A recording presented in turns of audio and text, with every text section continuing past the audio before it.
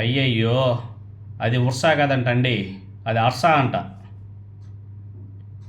Ursa cluster కదంట, అది Ursa cluster అంట. పేరు కూడా మారిపోయా. రిజిస్టర్ చేసుకున్నదేమో ఒక కంపెనీతో, వెబ్సైట్ ఏమో ఇంకో కంపెనీతో. భలే ఉంది వీళ్ళు వ్యవహారం. బిజినెస్ అంటే ఇలా ఉండాల. మన వాళ్ళు అధికారంలో ఉంటే ఏ విధంగా దోపిడీ చేయాలనేది ప్రతి ఒక్కరు కూడా నేర్చుకోవాలి. అర్సా ఉర్సా కాదు, అర్సా అర్సా క్లస్టర్స్కి భూ కేటాయింపు దోపిడీకే అనే అనుమానాలు కూడా చాలా స్పష్టంగా అర్థమవుతున్నాయి. నిన్న తెలుగుదేశం పార్టీ వాళ్ళు అర్సా ఉర్సా కాదు అర్సా అర్సా క్లస్టర్స్ కంపెనీ యాజమాన్యంతో అనుమానాల నివృత్తి కోసం కాన్ఫరెన్స్ కాల్ జరిగిందంట. దాదాపు అన్ని తెలుగు టీవీ ఛానల్లో దాంట్లో జాయిన్ అయ్యారు. జూమ్ మీటింగ్ చాలామంది జాయిన్ అయ్యారట. ఇందులో ముఖ్యంగా ముగ్గురు మాట్లాడారు. ఒకరు జే తల్లూరి, సతీష్ అబ్బూరి, ఎరిక్ వార్నర్, అమెరికాకు చెందినటువంటి వ్యక్తి. జే తల్లూరి తనను తాను ఒక ప్రమోటర్గా పరిచయం చేసుకున్నాడు.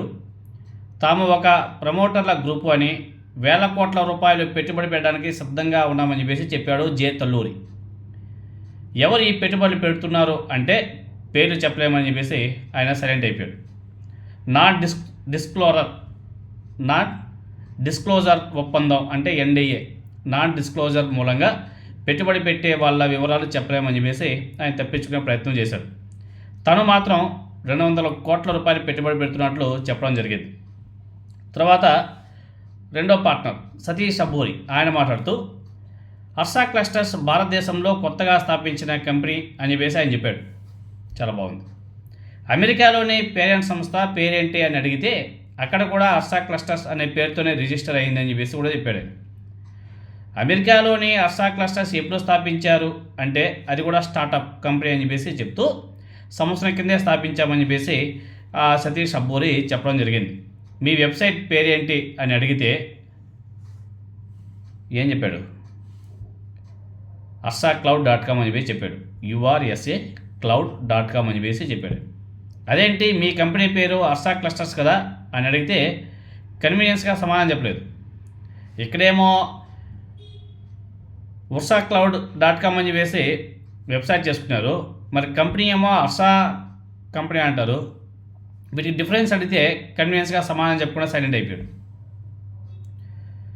మీరు ప్రభుత్వ భూమి లీజుకి తీసుకుంటున్నారా లేకపోతే కొంటున్నారా అంటే ఎకరం 50 లక్షలకు కొంటున్నాం అని చెప్పేసి ఆయన సమాధానం చెప్తూ సాక్షి పేపర్లో రాసినట్లు అక్కడ ధర ఎకరం 50 కోట్లు లేదు అని చెప్పేసి కూడా మాట్లాడడం జరిగింది. ఈ గొడవంతా ఎందుకు? మీరు సంతకం పెట్టినటువంటి MOU ఉంటుంది కదా, దాన్ని బహిరంగం చేస్తే సరిపోతుంది కదా అనేసి ఒక వ్యక్తి అడిగితే ప్రభుత్వాన్ని అడిగి చేస్తాం అని చెప్పేసి కూడా మాట్లాడుతున్నాడు. ఎందుకంటే ప్రభుత్వానికి వీళ్ళకి ఒప్పందం జరిగింది కదా MOUలో, అవి బయట పెడితే సరిపోతుంది కదా, ఎంతకు రిజిస్ట్రేషన్ చేస్తున్నారు, ఎంత కొన్నారు, ఏంటి మ్యాటర్ అనేసి అవి మాత్రం బహిరంగం చేయరంట. ప్రభుత్వాన్ని అడిగి తర్వాత చేస్తామని చెప్పేసి మాట్లాడుతున్నారు. అదేవిధంగా మీరు కేశినేని చిన్ని కలిసి చదువుకున్నారా అనేసి అడిగితే కాదు, నాకు ఆయన సీనియర్, కేశినేని నాని ఆరోపించినట్లు మీరు చిన్ని 21వ సెంచరీలో పార్ట్నర్గా అని అడిగితే ముమ్మాటికి కాదు అని చెప్పేసి అక్కడితో కాల్ ముగిసిపోయింది. ఇక్కడ అనుమానాలు నివృత్తి చేయడానికి జూమ్ కాల్ పెట్టారు, చాలా బాగుంది. కానీ ఈ కాల్ అనుమానాలు మరింత ఎక్కువగా క్వశ్చన్స్ రైజ్ చేసే విధంగా తయారైంది. ఈ కాల్ అనుమానాలు నివృత్తి చేయకపోగా మరిన్ని ప్రశ్నలు లేవనెత్తింది.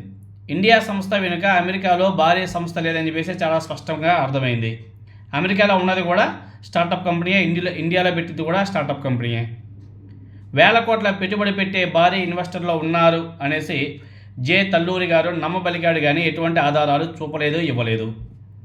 ఈరోజు బయటకు వచ్చినటువంటి విషయం జే తల్లూరి సీఎం రమేష్ గారి బంధువు అనేసి తెలుస్తుంది. అలాగే సతీష్ అబ్బూరి రెండో పార్ట్నర్ ఎవరైతే ఉన్నాడో అతను ఎంపీ కేశినేని చిన్ని గారు ఒకటే కాలేజీలో చదువుకున్నారు. ఇద్దరు దొంగలు దొరికిపోయారు. ఒకరేమో సీఎం రమేష్కి బంధువు, ఇంకొకరేమో విజయవాడ ఎంపీ కేశినేని చిన్ని గారు దోస్తు. ఇదీ కాక వీళ్ళు 10,000 కోట్ల రూపాయలు పెట్టుబడి పెట్టే సత్తా ఉన్నట్లు ఎటువంటి ఆధారాలు కూడా చూపలేదు జూమ్ మీటింగ్లో. వాళ్ళ అమెరికా కంపెనీ వెబ్సైట్ కూడా కేవలం సంవత్సరం క్రితం కొన్నారు. వెబ్సైట్ పేరు, కంపెనీ పేరు వేరు.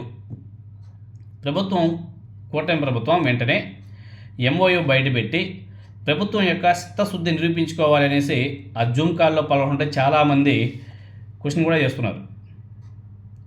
ఏంటిది అసలు అన్ని ఎకరాల భూమిని, 60 ఎకరాల భూమిని అంత తక్కువ రేటుకి ఇవ్వడం అంటే నా సామిరంగా అసలు అదొక వేరే లెవెల్.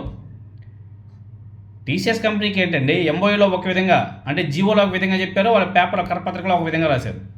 టీసీఎస్కి భూమి కేటాయించారు కదా, వాళ్ళ కరపత్రికలు ఏమో మొత్తాన్ని కలిపి 99 పైసలకి అమ్మేశారని చెప్పేసి రాశారు. అదే వాళ్ళ జీవోలో ఏమో ఎకరం 99 పైసలకి అమ్మినామని చెప్పేసి రాశారు. వాళ్ళు ఈనాడు పేపర్ రాసిన దానికి వాళ్ళు ఇచ్చినటువంటి జీవోకి సంబంధమే లేదు.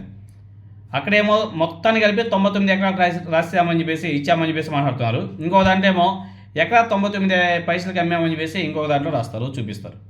ఏది నిజం? ఈనాడు వాళ్ళు చెప్పింది నిజమా? ఆ జీవోలో ఉన్నది కరెక్టా? ఏది నిజం, ఏది అబద్ధం? ఇదిగో ఈ జూమ్ మీటింగ్లో వాళ్ళు మాట్లాడిన విషయాలేంటి? ఉర్సా సపరేటు, అర్సా సపరేటు, వెబ్సైట్ పేరు వేరు, కంపెనీ పేరు వేరు, అంటే రిజిస్ట్రేషన్ చేసుకుంటే కంపెనీ పేరు వేరు. ఏంది ఇంత దుర్మార్గమా? నా సమయంగా ఏదైతే నారా చంద్రబాబు నాయుడు గారు ఈ అర్సాకి 60 ఎకరాల భూమిని కేటాయించాడో, టీసీఎస్కి ఏదైతే 99 పైసలకి అమ్మేశాడో, ఇది మొత్తం కూడా నేషనల్ వైడ్ బాగా స్ప్రెడ్ అయింది. ప్రశాంత్ భూషణ్ గారు కూడా నిన్న ట్వీట్ చేశాడు. ఆయన కూడా సీనియర్ సుప్రీంకోర్టు లాయర్. ఆయన కూడా ట్వీట్ చేశాడు. నేషనల్ మీడియాలో మారిపోతుంది నారా చంద్రబాబు నాయుడు గారి పేరు.